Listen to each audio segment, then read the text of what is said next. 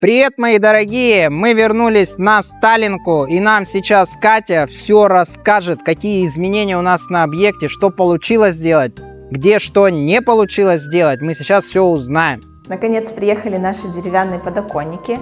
Они из березы, цвет светлый дуб, по-моему, 5 слоев лака. А для лучшей циркуляции воздуха радиаторы мы углубили, а в самих подоконниках предусмотрели специальные отверстия. Специально для Руслана Г9ЧК мы поменяли отбивку. Только послушайте, какая красота.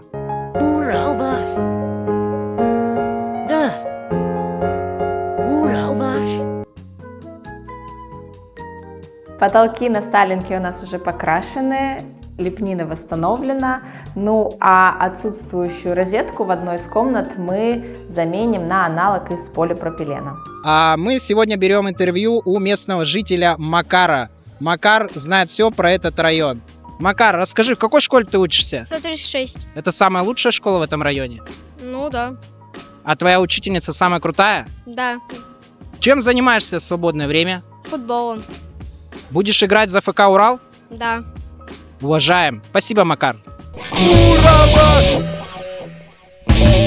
Фанера у нас недавно еще была уложена, но под одной из досок обнаружился скрип, поэтому, когда мы ее подняли, узнали, что и пол был не до конца вычищен. Поэтому сейчас начинаем процесс заново, скрипы устраняем, а пол зачищаем. А позади меня находится супермаркет, но с 1 сентября, наверное, не могу говорить его название. Это очень знаковое место для города Екатеринбурга. Он был основан в 1987 году. Если вы будете в этом супермаркете, обязательно зайдите и попробуйте кое-что очень мягкое и свежее. Не могу сказать, что. В мокрой зоне прихожей мы также решили положить на пол керамогранит, а для этого пришлось убрать часть деревянного пола, залить туда специальную смесь.